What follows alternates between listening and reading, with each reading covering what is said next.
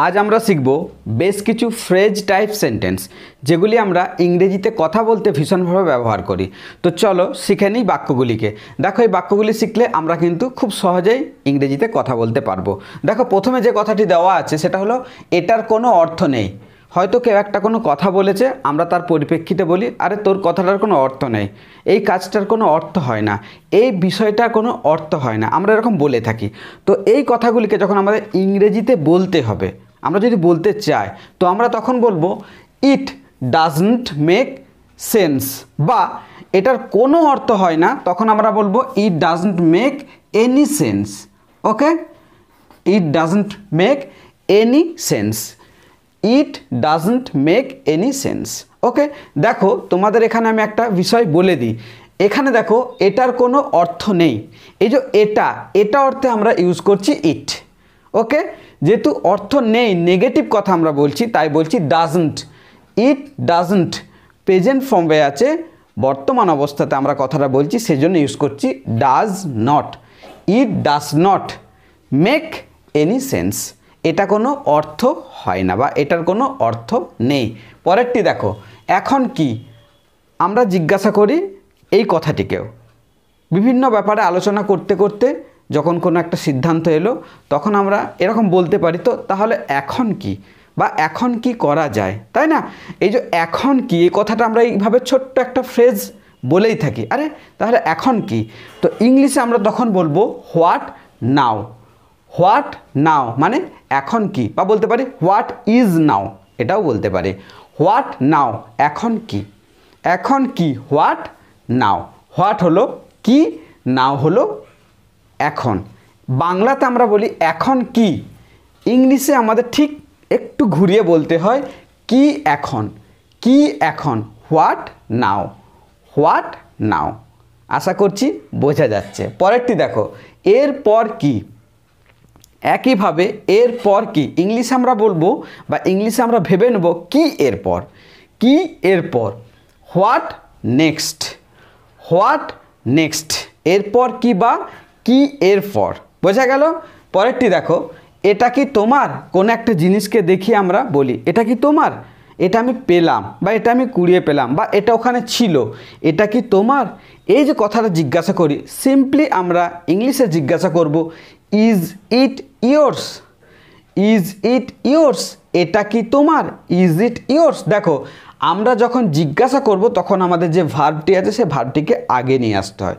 তখন আমরা বলছি ইজ, তারপর ইট জিনিসটা, তারপর আমরা বলছি ইয়োর্স, এটা কি তোমার, ইজ ইট ইয়োর্স। যদি বলতাম এটা তোমার, এটা নাও, এটা তোমার, তো এটা তোমার যখন জিজ্ঞাসা না করে আমরা এরকম সাধারণ একটা স্টেটমেন্ট ইউজ করব, এটা তোমার নাও, তখন আমরা বলবো it is yours, it is your, এটা তোমার, বোঝা গেল? পরেরটি দেখো, মাথায় রেখো। মাথায় রেখো ইংলিশে আমরা ভেবে নেব কিভাবে বলতে হবে, রেখো মাথায়, রেখো মাথায়। তো মাথায় রেখো, কিপ ইন মাইন্ড। কিপ মানে রাখা, কোথায় রাখতে বললাম না মাথায়, তাই in mind, keep in mind, মাথায় রেখো মানে মাথার ওপরে রেখো এরকম ব্যাপারটা নয়। মাথায় রেখো কথাটার মানে হলো মনে রেখো, বা যেটা বললাম সেটা ভুলে যেও না, স্মরণে রেখো, সেটাকে আমরা সাধারণ বাংলায় বলি মাথায় রেখো। বোঝা গেল? কোনো কিছুকে যদি মাথায় রাখা বলি, এইভাবে যদি মাথায় রাখা হয় তাহলে আমরা কি বলবো, put on your head, put it on your head, বা put it on your head, বা আমরা বলি keep it on your head, এটা বলতে পারি। কিন্তু যখন আমরা বলছি মাথায় রেখো মানে মনে রেখো, স্মরণে রেখো, তখন আমরা বলবো কিপ ইন মাইন্ড। বোঝা গেল? কিপ ইন মাইন্ড এই অর্থে আমরা ব্যবহার করি মাথায় রেখো। পরেরটি দেখো, এটা আমার ভুল নয়। এটা আমার ভুল নয়, আমি যেটা বলেছি, what I said, what I have said, যেটা আমি এখন বললাম, এটা আমার ভুল নয়।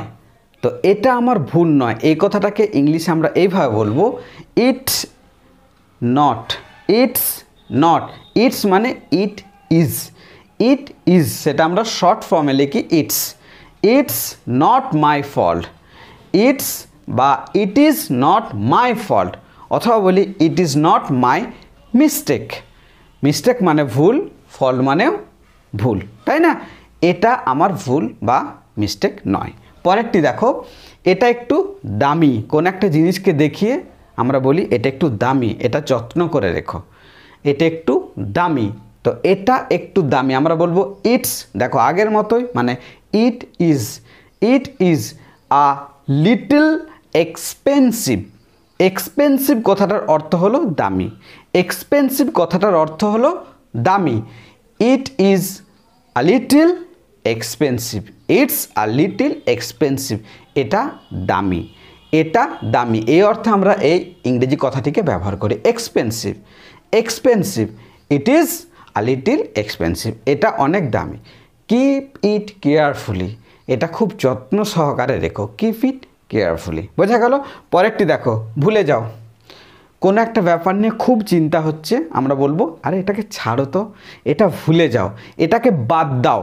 তো এই যে কথাগুলি আমরা বলি, সেই কথাগুলি ইংলিশে বললে আমরা যে কথাগুলি ইউজ করব সেটা হলো দেখো, ফরগেট ইট, ফরগেট ইট, এটা ভুলে যাও, ফরগেট ইট, এটা ভুলে যাও।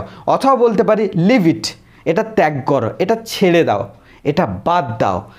লেট ইট গো, আরে এটাকে যেতে দাও তো, এটা নিয়ে আর এত চিন্তা করো না। Don't be so worry about it, এটা নিয়ে এত চিন্তা করো না। Let it go, leave it, forget it. Okay, don't worry about it, এইভাবে আমরা বলি। তাহলে কী কী পেলাম? ভুলে যাওকে আমরা এইভাবে ইউজ করতে পারি, ফরগেট ইট, এটাকে ছেড়ে দাও, লিভ ইট, বা এটাকে যেতে দাও, লেট ইট গো। এই একই অর্থে আমরা ব্যবহার করি ভুলে যাওয়া এই কথাটিকে মিন করতে, তাই না? পরেরটি দেখো, এটা লেখো। কিছু একটা আমি লিখতে দিলাম বাড়ির কোনো ছেলেকে, এটা লেখ, এটা লেখ বা এটা লেখো। কি বলবো আমরা? ইংলিশে আমরা বলবো write it down, write it down, বা এটাও বলতে পারি আমি take it down. Take it down কথাটার মানেও হলো এটিকে নোট নাও। ওকে, নোট করে নাও, লিখে নাও। তো আমরা ইংলিশে বলছি right it down, write it down, এটাকে লিখে নাও, এইভাবে বলবো। পরেরটি দেখো, তুমি নিশ্চিত? তুমি যে কথাটা আমাকে বললে, what you have said, what you have said, are you sure, are you sure, তুমি কি নিশ্চিত? আর ইউ শিওর, তুমি কি নিশ্চিত? যেটা তুমি বললে সেটা কি তুমি নিশ্চিত? আর ইউ শিওর, আচ্ছা আমি নিশ্চিত, আমি নিশ্চিত। সে যদি আবার বলে আমি নিশ্চিত, তখন সে বলবে আই অ্যাম শিওর। যখন জিজ্ঞাসা করছি অন্য কাউকে, তখন বলছি আর ইউ শিওর, তুমি কি নিশ্চিত? যদি তাকে এইভাবে বলি তুমি শিওর, তুমি শিওর, আই নো, আমি জানি, you are sure, you are sure, এভাবে বলতে পারে। আর যখন তাকে জিজ্ঞাসা করব তুমি কি শিওর, তখন আমরা আগে নিয়ে চলে আসবো ভার্বটিকে are you sure, are you sure. আশা করছি বোঝা যাচ্ছে। পরেরটি দেখো, আমি এটা বোঝাতে চাইনি, আমি এটা বোঝাতে চাইনি, আমি যেটা বলেছি তুমি যেভাবে সে ব্যাপারটিকে নিয়েছো, আমি ঠিক সেভাবে সেটাকে বোঝাতে চাইনি। তো ইংলিশে আমরা বলবো I don't mean it, I don't mean it, আমি এটা মিন করতে চাইনি, আমি এটা বোঝাতে চাইনি, আমি এটা বলতে চাইনি যেটা তুমি ভেবে নিয়েছো। ওকে, তো I don't mean it, I don't mean it. পরেরটি দেখো, কত হলো? আমরা কোনো কিছু কেনাকাটা করে যখন সব জিনিসগুলো দাম একসাথে করে আমরা জিজ্ঞাসা করি যে কত হলো, মোট কত হলো, তখন আমরা ইংলিশে জিজ্ঞাসা করব হাউ মাচ, হাউ মাচ। বা কোনো একটা জিনিসের যদি দাম আমরা জিজ্ঞাসা করি, আমরা বলবো how much does it cost, how much does it cost. এভাবেও কিন্তু আমরা জিজ্ঞাসা করতে পারি, বা সহজেই জিজ্ঞাসা খুব শর্টেও আমরা বলতে পারি হাউ মাচ, হাউ মাচ। বোঝা গেল? নেক্সট দেখো, আমাকে ঘুরিয়ে ফোন করো। কাউকে হয়তো ফোন করেছি, ফোনে কথা হচ্ছে, আমার হয়তো ব্যালেন্স নেই বা আমার রিচার্জ খতম হয়ে যাবে, তখন আমি তাকে বললি যে আমি একটু ব্যস্ত আছি বা আমার রিচার্জ নেই, তুমি আমাকে কল ব্যাক করো, তুমি আমাকে ঘুরিয়ে কল করো, তাই না? তো ইংলিশে বলবো please call me back, please call me back, মানে আমাকে ঘুরিয়ে ফোন করো, প্লিজ কল মি ব্যাক। বোঝা গেল?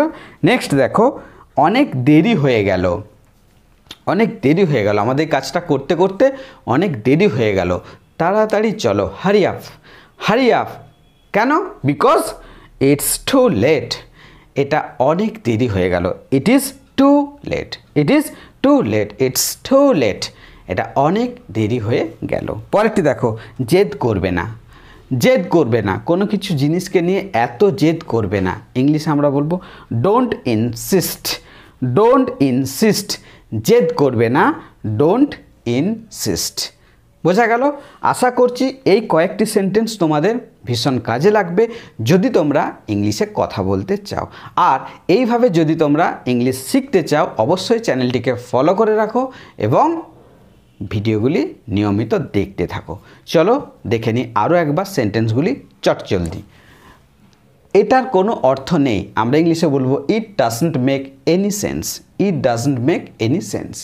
এখন কি, হোয়াট নাও, এখন কি, হোয়াট নাও, এরপর কি, হোয়াট নেক্সট। এটা কি তোমার, ইজ ইট ইয়োর্স। মাথায় রেখো, কিপ ইন মাইন্ড, এটা আমার ভুল নয়, it's not my fault or not my mistake. এটা একটু দামি, it's a little expensive, it's a little expensive. ভুলে যাও, ফরগেট ইট অথবা লিভ ইট বা বলতে পারি লেট ইট গো। এটা লেখো, right it down, write it down. তারপর তুমি নিশ্চিত, তুমি কি নিশ্চিত, আর you sure, are you sure. আমি এটা বোঝাতে চাইনি, I don't mean it, I don't mean ইট। কত হলো, হাউ মাচ। আমাকে ঘুরিয়ে ফোন করো, please call me back, please call me back, আমাকে ঘুরিয়ে ফোন করো, অনেক দেরি হয়ে গেল, ইটস টু লেট। জেদ করবে না, ডোন্ট ইনসিস্ট। তো আজ এটুকুই, এইভাবে দেখতে থাকো, শিখতে থাকো। টাটা।